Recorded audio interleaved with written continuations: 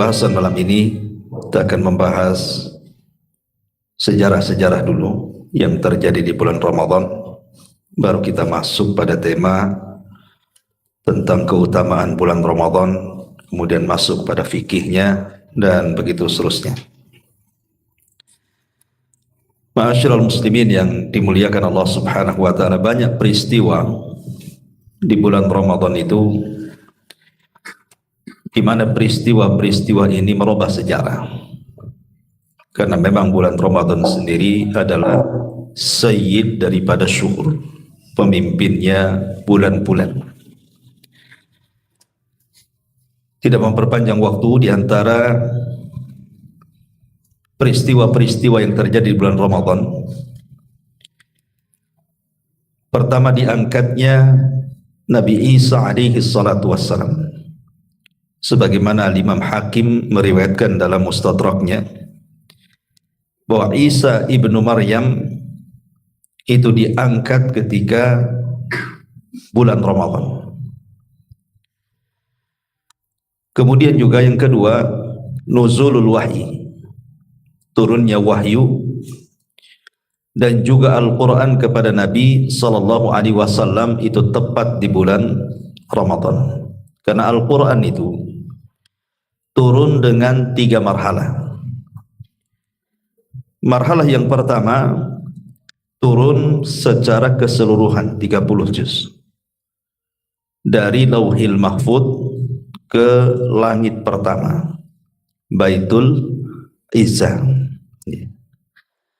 Kemudian dari Baitul Uzza, dan ini yang diisyaratkan di dalam Al-Quran, inna anzalnahu fi Lailatul Qadar. Sungguhnya kami turunkan Al-Quran di malam Lailatul Qadar. Maksudnya turunnya dari Lauhil Mahfud ke Baitul Uzza. Baitul Uzza itu di langit pertama.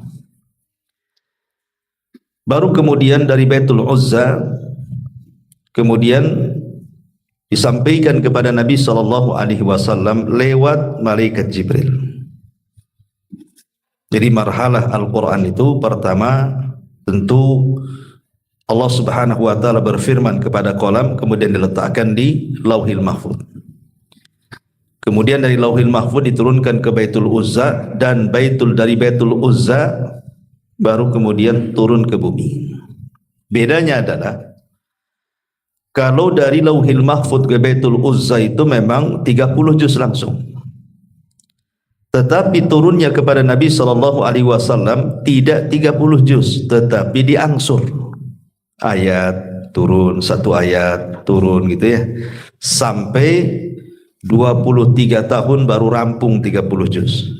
Kenapa demikian? Karena disesuaikan dengan peristiwa dan kejadian, dan untuk membedakan kitab-kitab langit sebelumnya. Kalau kitab-kitab langit sebelumnya seperti Taurat, Zabur dan Injil itu kan secara langsung diberikan kepada nabinya, dan sudah ada kitabnya, sudah ada catatannya gitu ya. Tapi kepada Nabi SAW tidak. Jadi kalau ada peristiwa turun satu ayat, ada peristiwa turun satu ayat ya. Lah ayat yang pertama kali turun adalah surah Iqra, surah Al-Alaq ayat 1 sampai 5. Itulah ketika Nabi sallallahu alaihi wasallam i'tikaf di Gua Hira. Disitulah ayat pertama kali turun adalah suratul Alaq 1 sampai 5. Kejadiannya di bulan Ramadan. Kapan? Di usia Nabi sallallahu alaihi wasallam ketika itu menginjak 40 tahun. Ini peristiwa kedua. Peristiwa ketiga adalah kematian pamannya Nabi sallallahu alaihi wasallam, Abi Thalib. Abi Thalib, ada yang mengatakan bahwa beliau meninggal saat bulan Ramadan setelah Amul Hazni. Setelah pengepungan orang-orang Quraisy kepada Bani Hashim. Selama 3 tahun kan terjadi pengepungan tuh, diboikot Bani Hashim itu. Lah ketika itu Abi Thalib yang menjamin Rasul, makanya seluruh kabilah Bani Hashim melindungi Nabi, yang mukminnya atau yang kafirnya. Karena kan sifatnya di zaman itu kan kabili, membela kabilah bukan membela agama gitu ya. Lah setelah 3 tahun pengepungan itu terjadi Amul Hazni, tahun kesedihan. Kenapa? Karena di tahun ini tepat di bulan Ramadan, dua manusia yang dicintai Nabi sallallahu alaihi wasallam itu meninggal dunia. Pertama Abu Talib, yang kedua Khadijah. Ya. Khadijah juga meninggal di bulan Ramadan. Ada yang mengatakan bahwa Abu Talib tidak meninggal di bulan Ramadan, tapi sebelumnya. Cuman sakitnya itu terjadi di bulan Ramadan, tapi meninggalnya bukan di bulan Ramadan. Tapi Khadijah bintu Khuwailid itu memang terjadi di bulan Ramadan meninggalnya. Kemudian juga di antara kejadian-kejadian ini sebelum hijrah. Kejadian-kejadian ini sebelum hijrah. Adapun setelah hijrah, di antaranya kejadian yang pertama adalah ma'ruf, perang yang sangat besar yang menentukan kemenangan Islam yang disebut dengan perang Badar. Dan itu disebutkan di dalam Al-Quran, idza jaa nasrullahi wal fath. Apabila datang pertolongan Allah, maksudnya di Badar dan Fathu Mekah, dua-duanya terjadi di bulan Ramadan. Baik perang Badar ataupun Fathu Mekah itu terjadi di bulan Ramadan. Kemudian juga meninggalnya Fir'aunnya umat ini, Abu Jahal. Meninggalnya Fir'aunnya umat ini, Abu Jahal, pun terjadi di bulan Ramadan. Karena memang meninggalnya di perang Badar, Abu Jahal ini. Kemudian tahun kedua Hijriah, di antara yang terjadi di bulan Ramadan adalah meninggalnya putri Nabi sallallahu alaihi wasallam, Ruqayyah. Ruqayyah meninggal di tahun kedua setelah terjadi perang Badar. Jadi pulangnya Rasul dari perang Badar, Ruqayyah meninggal. Dan Ruqayyah adalah istri Utsman ibn Affan radhiyallahu anhu. Kemudian juga pada bulan yang sama, pada tahun yang sama, pada bulan yang sama juga, di sini dijelaskan Nabi sallallahu alaihi wasallam ba'da audatihi sallallahu alaihi wasallam min Badrin mubasyarah, kanat sariyatu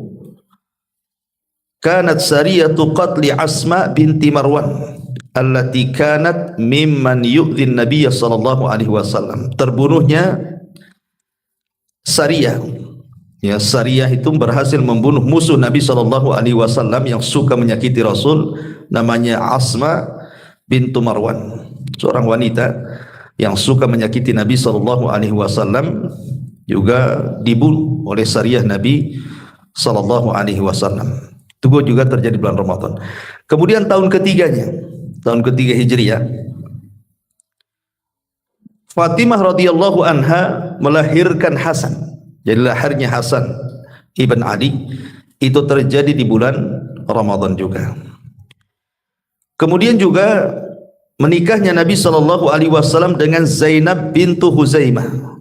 Rasul menikah dengan Zainab bintu Huzaimah di tahun ketiga di bulan Ramadan, juga terjadi di bulan Ramadan. Kemudian tahun kelima Hijriah, terjadi fitnah besar kepada Aisyah radhiyallahu anha. Aisyah dituduh berzinah dengan Safwan ibn Mu'attil.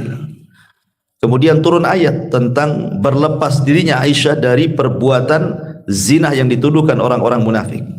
Lah turunnya ayat tentang bara'ah, bahwa Aisyah tidak melakukan zina dengan Safwan ibn Mu'attil, itu terjadi di bulan Ramadan. Kemudian juga pada tahun ke-6 Hijriah, Nabi SAW mengutus Sariyah Zaid ibn Harithah ke Bani Fazarah, sebagaimana disebutkan dalam Tarikh Ibnu Hisham. Kemudian Nabi SAW mengutus juga Sariyah Ghalib ibn Abdillah. Ini juga di antaranya Sariyah itu maksudnya pasukan yang tidak dipimpin Nabi SAW. Ini dua Sariyah ini terjadi juga di bulan Ramadan pada tahun ke-6. Kemudian tahun ke-8 dari hijrah, di sini terjadi Fathu Mekah, dan itu pun terjadi di bulan Ramadan. Kemudian Nabi SAW mengutus Khalid ibn Walid setelah Fathu Mekah untuk menghancurkan berhala Uzza. Itu terjadi di bulan Ramadan. Jadi Khalid ibn Walid ketika disuruh oleh Nabi SAW menghancurkan berhala, namanya berhala Uzza, itu terjadi di bulan Ramadan juga.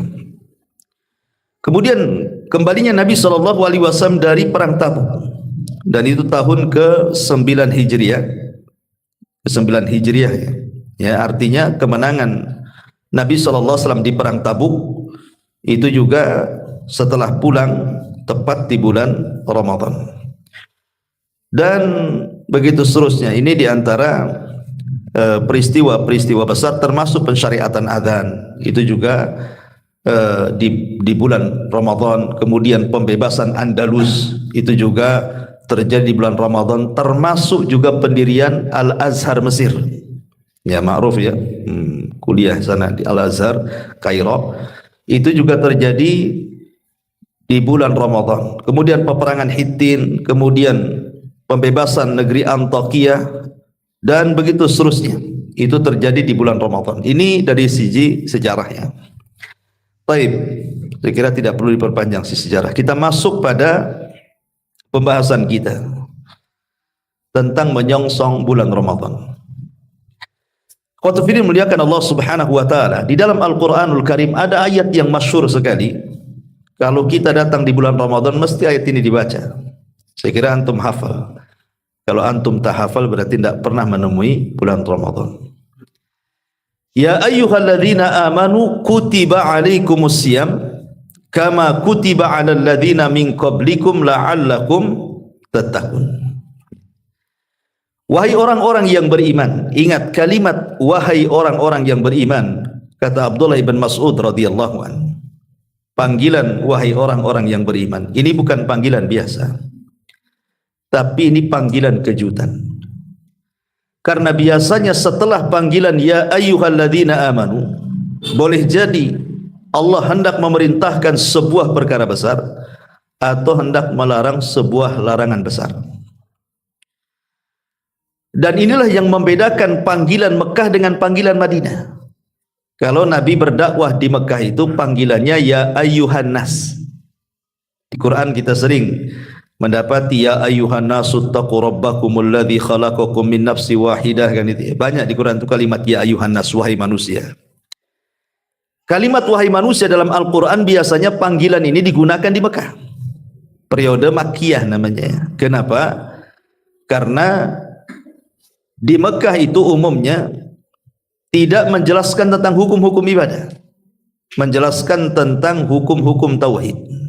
Makanya panggilannya umum, manusia, masuk mukmin, masuk kafir di situ. Tetapi panggilan orang-orang yang berimannya khusus. Namanya aman, orang yang beriman. Berarti orang kafir enggak masuk di situ. Makanya panggilan orang-orang yang beriman ini biasanya kalau tidak larangan perintah, dan biasanya umumnya perintah tentang ibadah.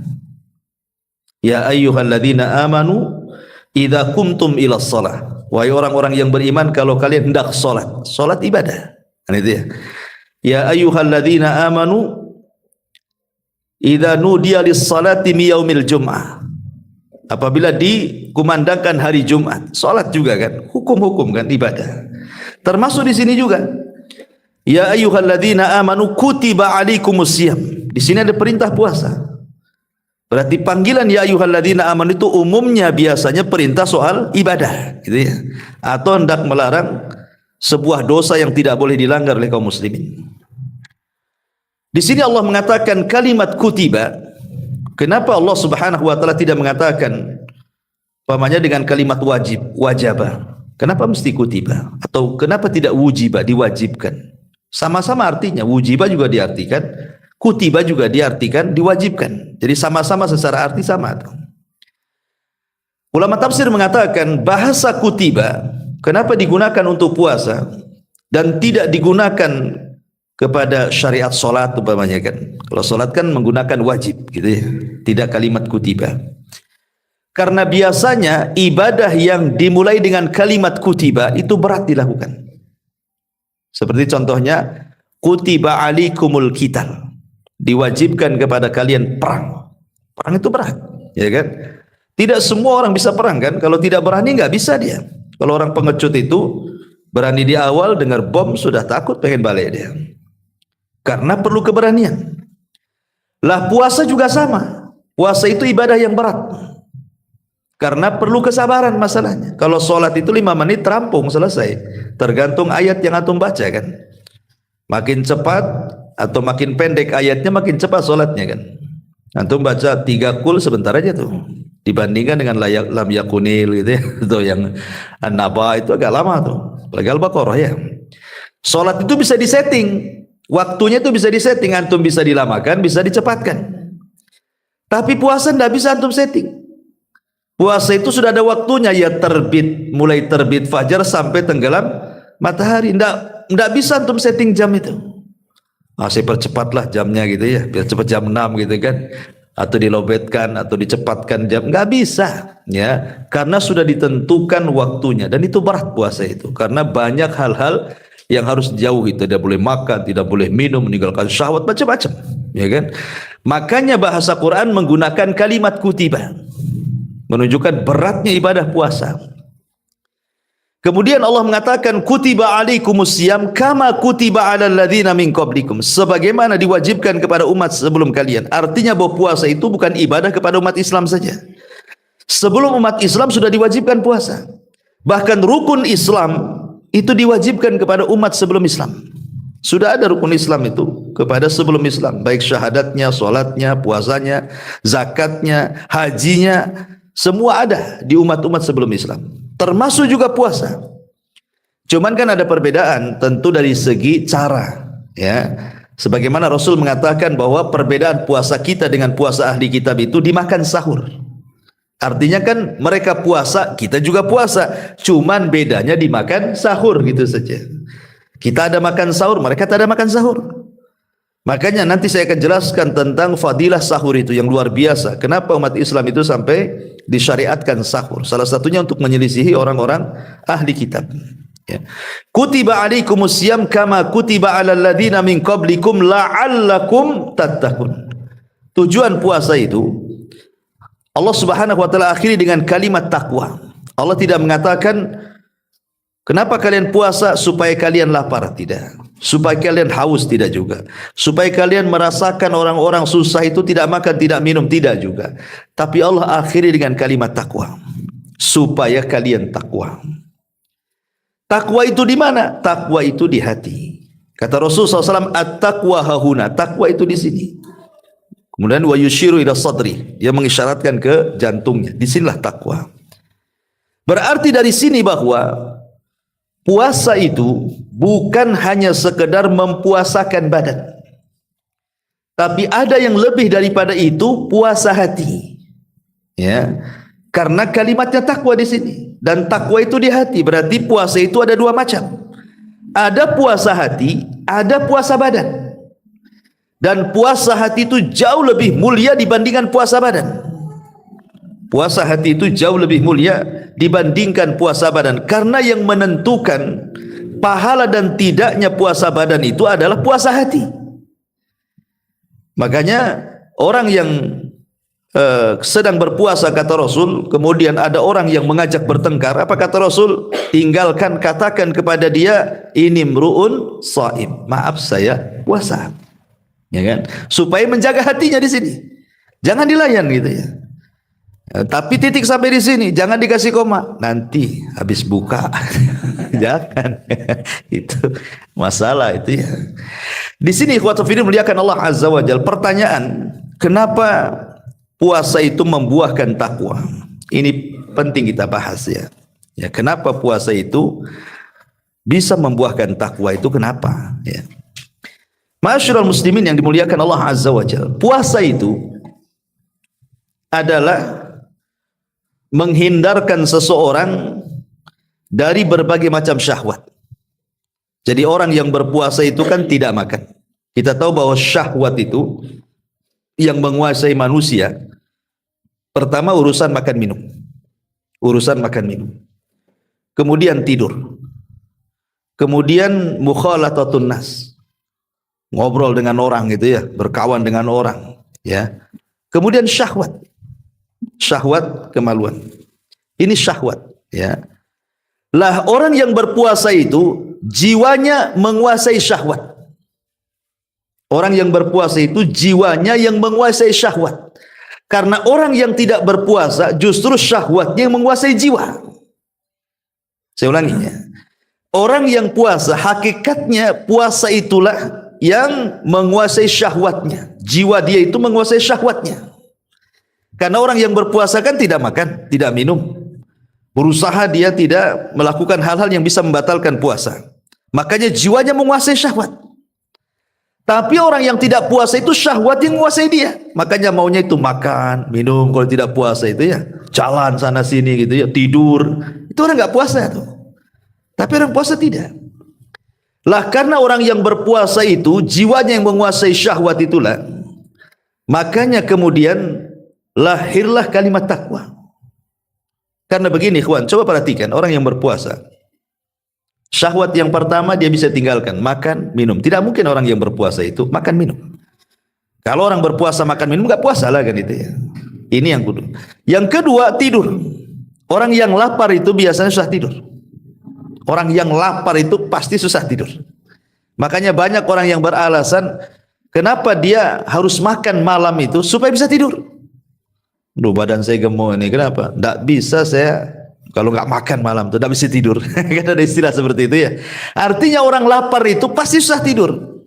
Cuman aneh kalau kalau orang puasa kok tidur terus, ini aneh ya. Biasanya kan orang lapar itu kan susah tidur gitu ya. Tapi ada orang yang lapar kok tidur terus gitu. Ya tak tahu saya, nggak paham ya kan.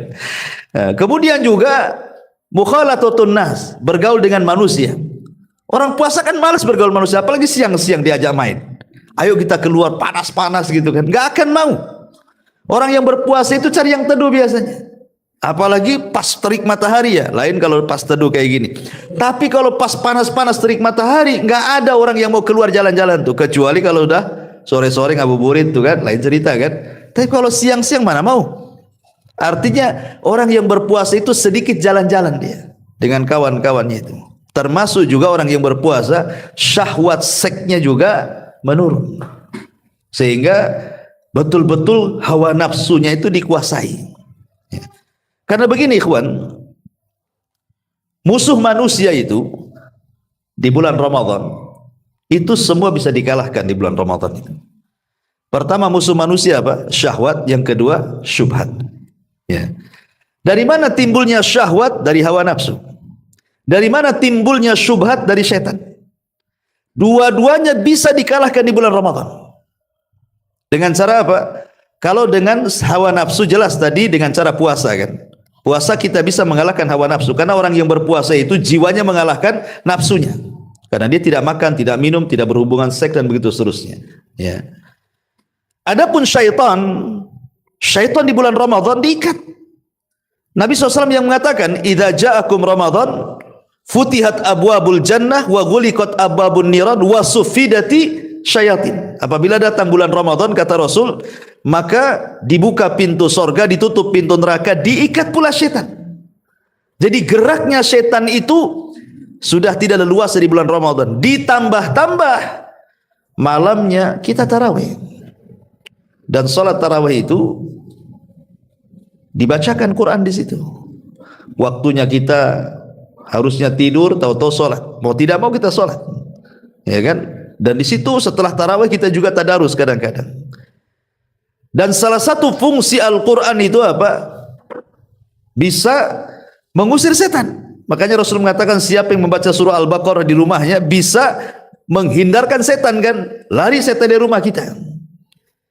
Jadi kalau seandainya siang dengan puasa kita bisa mengalahkan syahwat, kalau di malam hari dengan qiyamul lail dan qiraatul Quran kita bisa mengalahkan syaitan.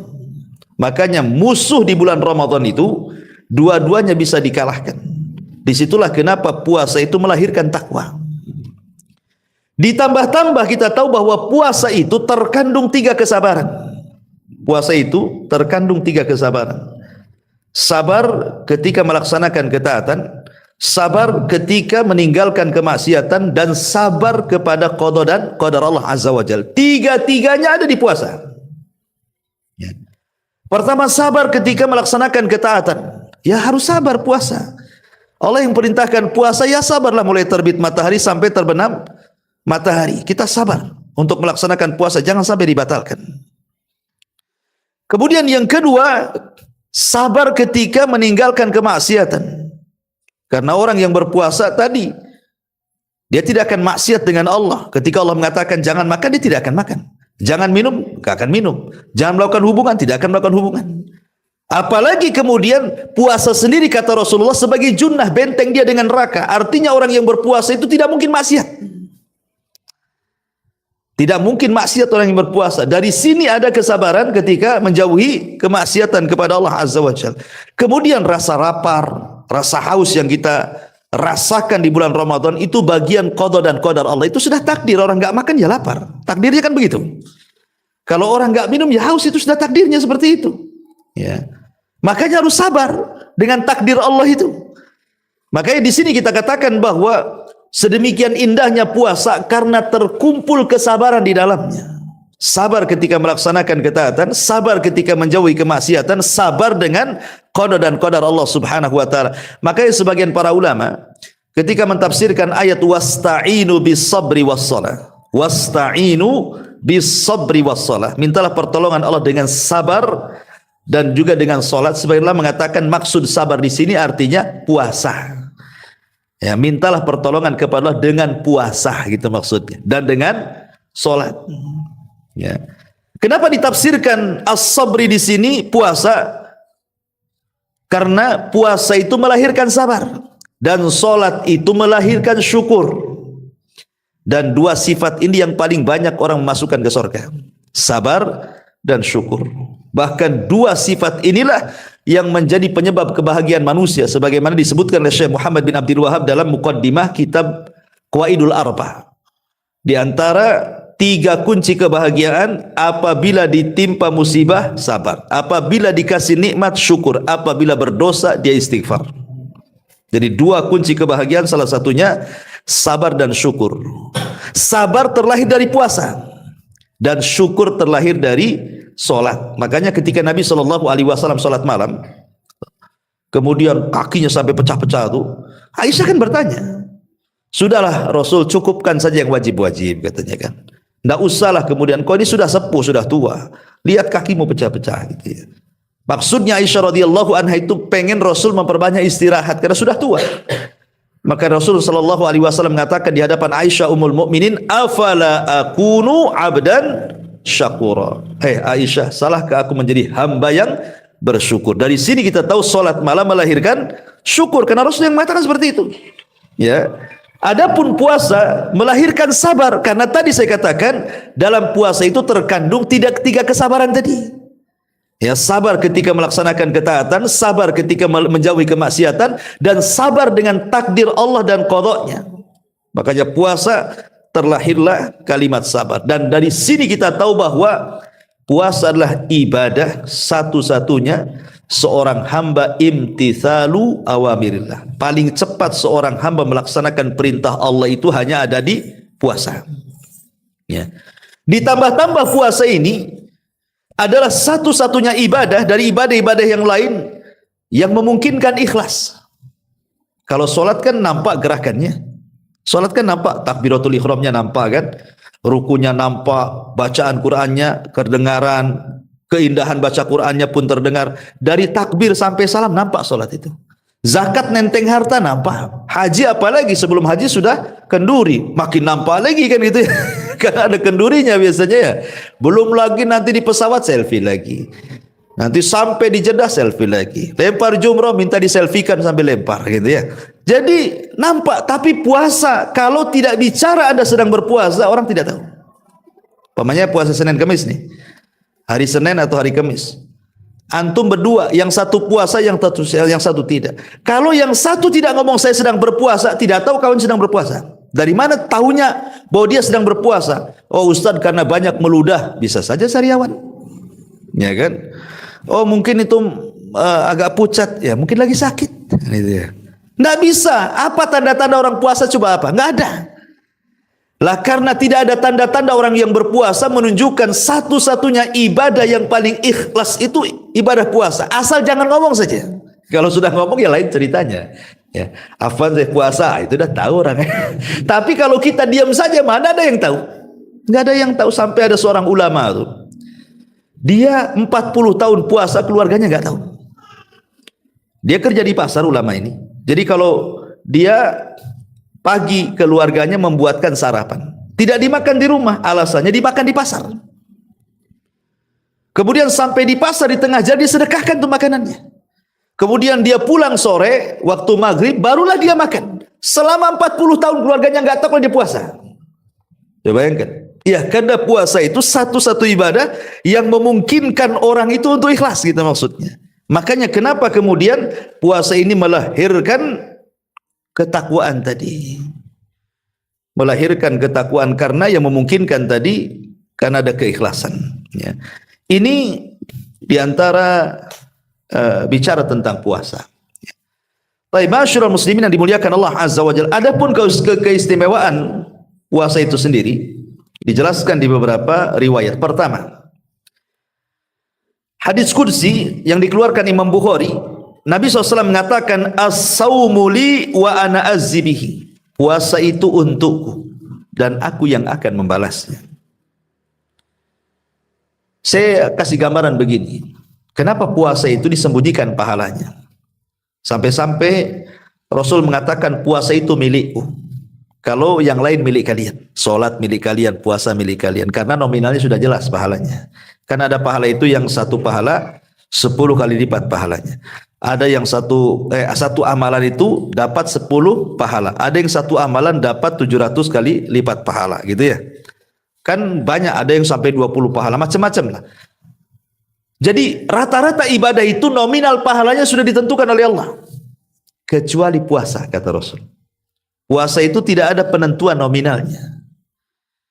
Berapa-berapanya kita tidak tahu puasa itu. Hanya Allah yang tahu. Lah karena puasa itu hanya Allah yang tahu, berarti menunjukkan besarnya pahala orang yang berpuasa. Dari mana kita tahu besarnya pahala yang berpuasa? Karena inti daripada ibadah puasa itu sabar. Dan Allah mengatakan dalam Al-Quran, innama yuwaffas sabiruna ajrahum bighairi hisab. Allah cukupkan pahala orang yang sabar itu tanpa batas. Artinya puasa, pahala orang yang berpuasa itu tanpa batas. Saya logikan begini. Nanti pada hari kiamat, ketika manusia berhasil melintasi titian siratal mustaqim. Manusia ini sudah melewati titian siratal mustaqim. Kan tidak ada yang melintasi seperti kilat atau sudah sampai di ujung gitu ya.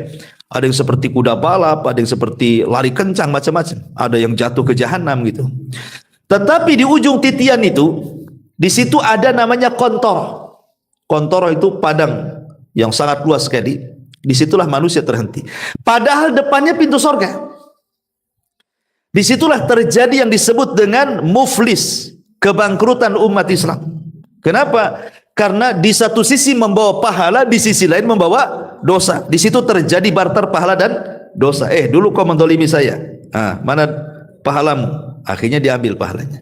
Ketika sudah tidak ada pahala lagi, datang juga orang yang mendoliminya dan mengatakan, mana pahalamu? Kau juga mendolimi aku. Kata dia, aku tidak punya pahala lagi, sudah habis. Oke, nggak apa-apa. Aku punya dosa, ambil dosaku kepadamu. Ini kan bangkrut namanya kan. Sudah habis pahalanya, nanggung pula dosa orang. Kalau dalam bahasa berbisnis itu modalnya habis, utang pula numpuk gitu maksudnya. Ya.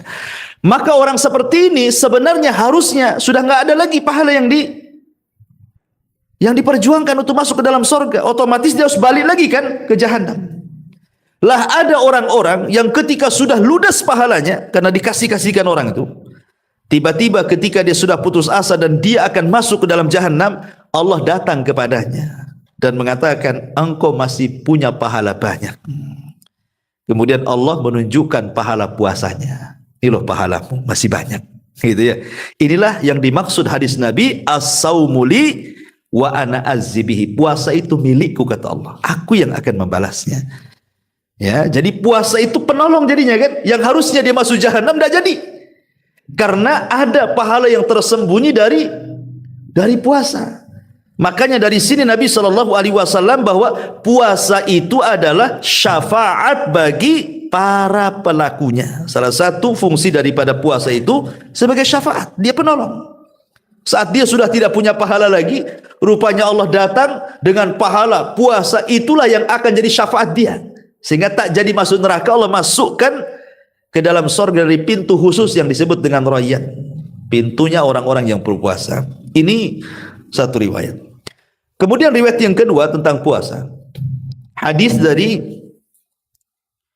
yang dikeluarkan Imam Muslim, Nabi SAW mengatakan, as-salawatul khamsu wal jum'atu ilal jum'ati wa ramadhanu ila ramadhan mukaffiratun ma bainahunna idza ijtunibatil kabair. Salat 5 waktu, maksudnya dari duhur asar ke maghrib, maghrib ke isya, isya ke subuh, subuh lagi ke zuhur gitu ya, atau dari Jumat ke Jumat berikutnya, atau Ramadan dari Ramadan berikutnya. Jadi kalau Ramadan tahun kemarin betul-betul kita berpuasa, kemudian Ramadan tahun ini kita pun betul-betul puasa, ini 1 tahun antara 2 Ramadan ini, maka ini bisa menggugurkan dosa-dosa kita selama kita berusaha menjauhi dosa besar. Selama kita masih berusaha menjauhi dosa besar. Dari sini kita tahu bahwa kebanyakan amalan bulan Ramadan, kebanyakannya, hampir amalan-amalan pokok di bulan Ramadan itu intinya menggugurkan dosa. Sebutkan amalan inti Ramadan, puasa, taraweh, gitu kan, malam Lailatul Qadar. Kan ini inti daripada Ramadan kan, puasa, taraweh, Lailatul Qadar. Ya. Nabi SAW mengatakan di 3 riwayat, man shoma Ramadhanan, wa fi riwayatin man qama Ramadhanan, wa fi riwayatin man qama Lailatul Qadrin, imanan wa ihtisaban ghufira lahu ma taqaddama min dhanbi. Barang siapa yang berpuasa di bulan Ramadan, dalam riwayat barang siapa yang sholat tarawih di bulan Ramadan, barang siapa yang dalam riwayat menghidupkan malam Lailatul Qadar, penuh iman dan mengharap pahala Allah, maka Allah akan ampuni dosa-dosanya. Makanya kenapa Ramadan disebut Ramadan? Ramadan itu diambil dari 3 huruf, Ra, Mim, Dot. Ramadan, ya. Dan Ramadan itu diambil dari Ra, Mim, Dot. Ramdo. Ramdo itu artinya membakar. Ramadan itu artinya pembakaran. Ya. Apa yang dibakar? Selain memang Ramadan itu kan musim panas kalau di sana. Kalau di sana kan Ramadan musim panas gitu ya. Yang dimaksud Ramadan secara istilah artinya karena dia membakar dosa-dosa anak Adam. Jadi disebut Ramadan itu karena bulan itu bulan pembakaran dosa. Kenapa disebut pembakaran dosa? Karena ibadah-ibadah vital di bulan Ramadan itu semua manfaatnya menggugurkan dosa. Seperti tadi yang riwayat yang saya sebutkan kan, siapa yang berpuasa, siapa yang sholat malam, siapa yang menghidupkan Lailatul Qadar, penuh iman dan mengharap pahala Allah, Allah ampuni dosa-dosanya. Makanya celaka dan binasa orang yang masuk Ramadan, keluar Ramadan, 1 dosa pun tidak diampuni. Itu masalah. Sebagaimana Rasul pernah naik ke atas mimbar, ya, kemudian amin, naik lagi, amin, naik lagi, amin. Kemudian Rasul berceramah. Kemudian turun dari mimbar setelah berceramah, sahabat kemudian heran dengan aminnya Rasul ketika di awal naik mimbar. Sahabat mengatakan, alama amanta ya Rasulullah. Rasul kau tadi mengaminkan apa gitu ya? Kami tak dengar doa. Asik kok amin, amin, amin. Amin kan harus doa kan gitu. Amin berarti ada doa yang dibaca Nabi. Sahabat tak dengar. Makanya sahabat mengatakan, Rasul kok doa apa tadi? Kok naik atas mimbar kok amin 3 kali? Maka Rasul menjelaskan, adapun tadi Jibril datang kepadaku saat aku naik mimbar, dia minta diaminkan doanya, ku aminkan. Salah satunya Jibril meminta diaminkan doanya adalah ragima anfu rajulin adraka Ramadan falam yughfar lahu min dunubi. Celaka dan binasa orang yang masuk Ramadan 1 dosa pun tidak diampuni. Maka ku aminkan, Jibril pun amin. Bayangkan, kalau yang berdoa Jibril, yang mengaminkan Rasul, yang menyaksikan para sahabat, siapa lagi doa yang dikabulkan?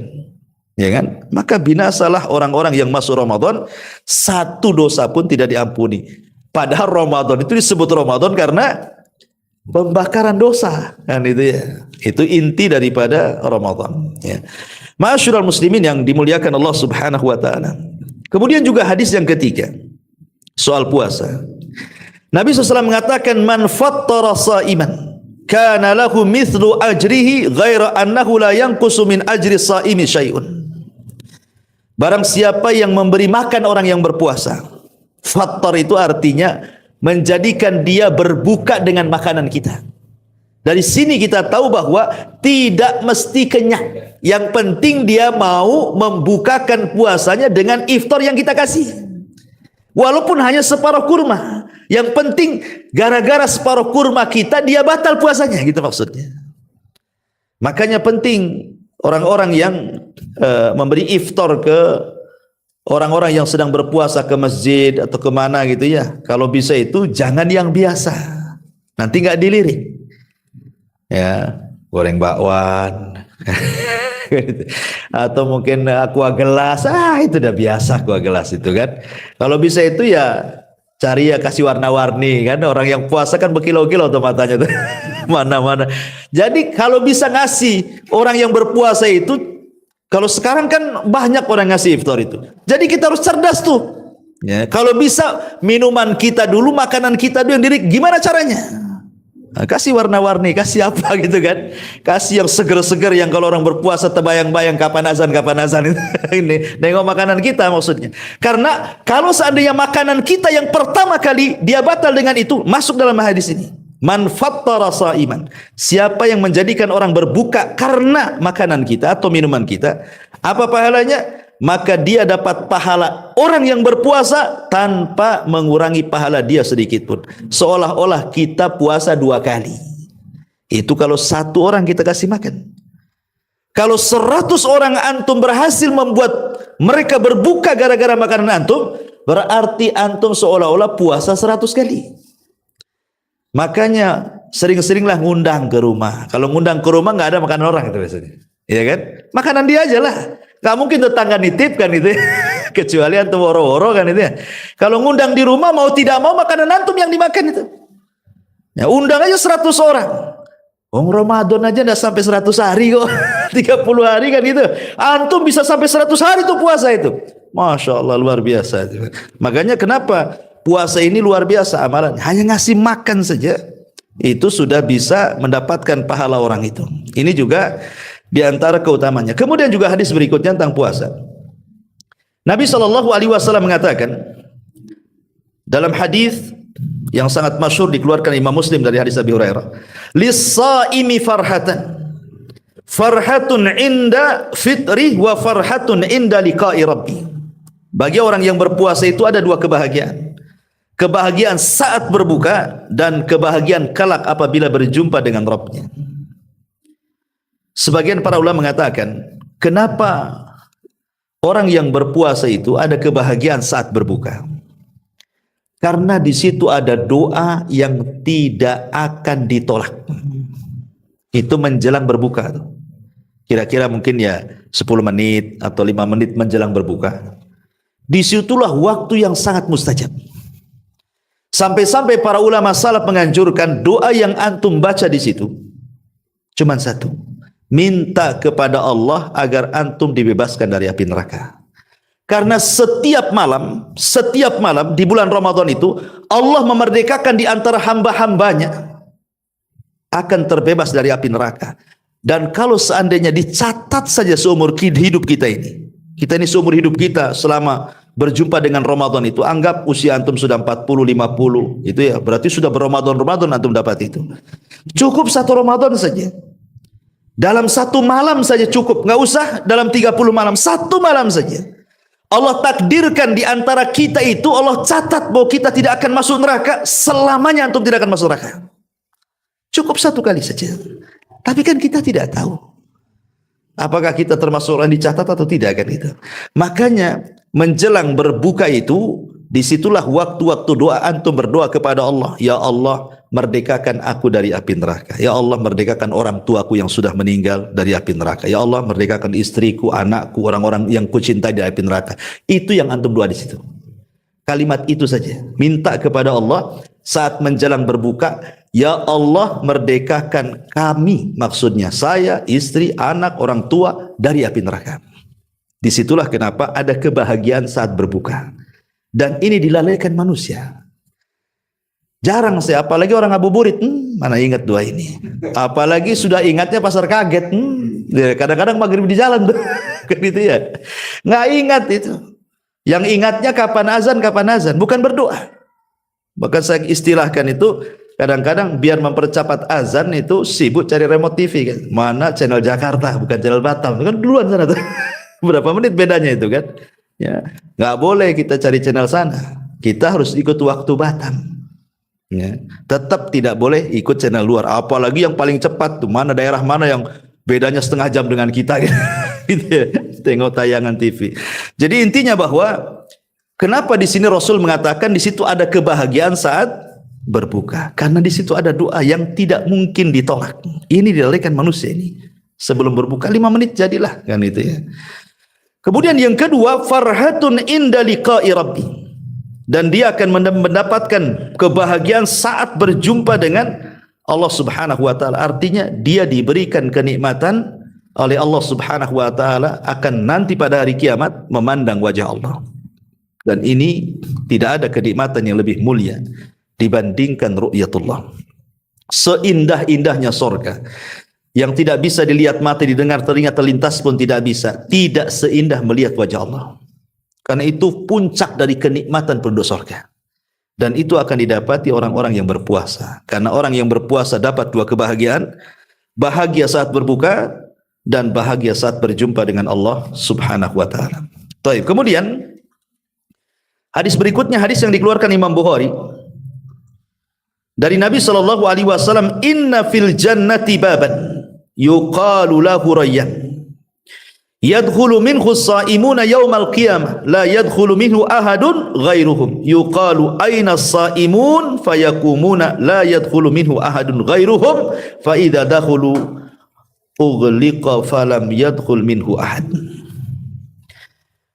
Dari Nabi SAW, di sorga itu kan, sorga itu kan memiliki 8 pintu ya, beda dengan neraka. Kalau neraka itu 7 pintu, kalau sorga itu 8 pintu.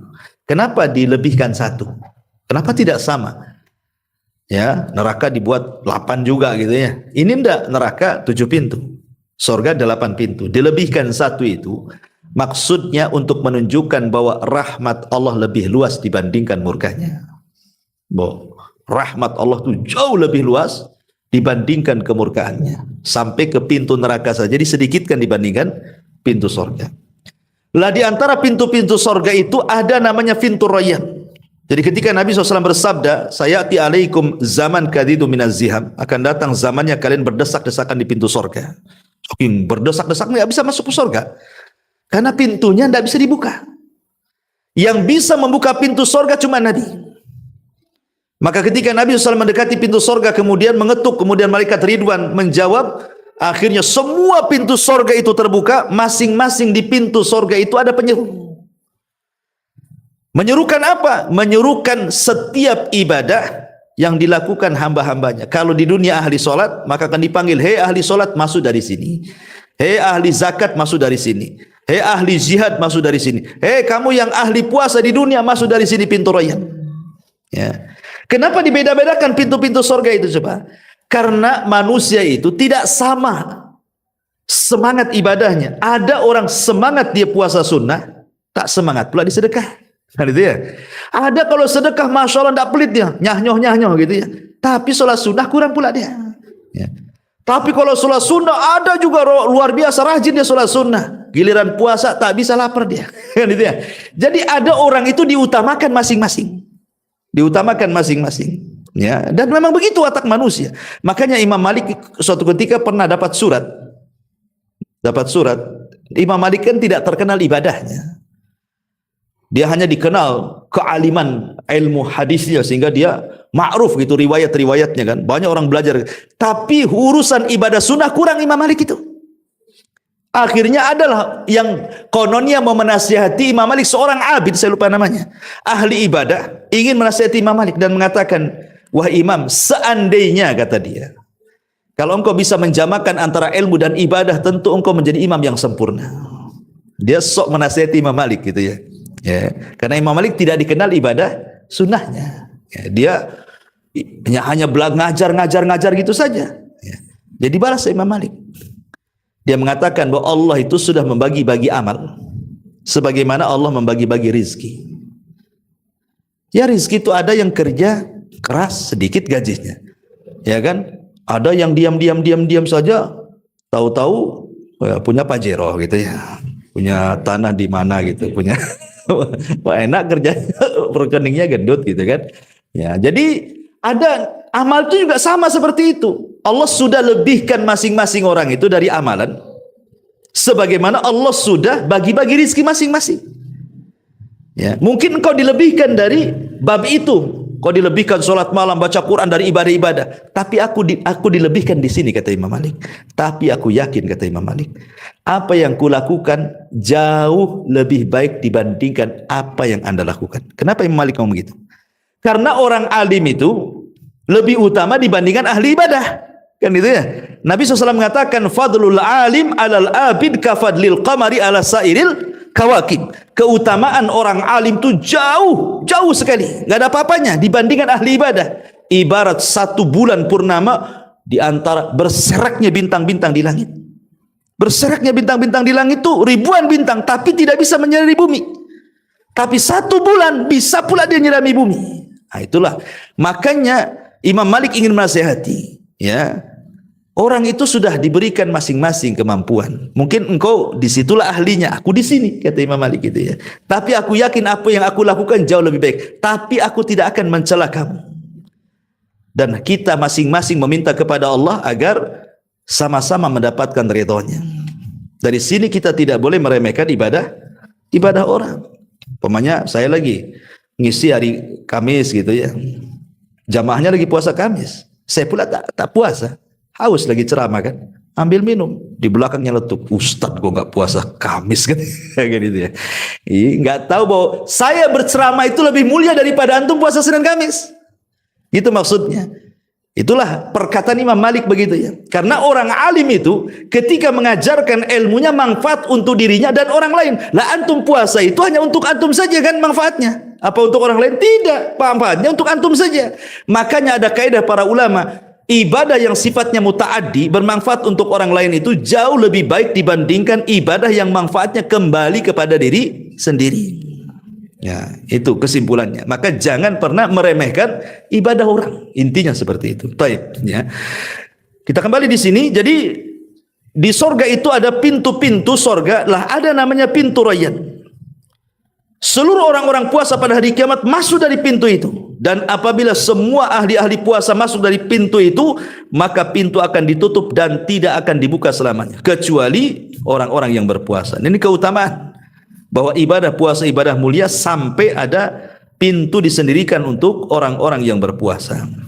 Kemudian hadis berikutnya, Nabi SAW juga mengatakan, idza qatala ahadun, apabila seseorang hendak mengajak bertengkar, ya ngajak macam-macam dengan kita ya. Ya. Kata Rasul, falyakul inimruun shaim. Katakan oleh kalian, maaf saya lagi puasa. Maaf saya lagi puasa. Ini adab ya. Siapapun kalau lagi puasa, makanya ini bahayanya medsos di bulan Ramadan ini kan. Kadang-kadang kita baca grup, ngomong apa tersinggung pula kita di situ. Ya.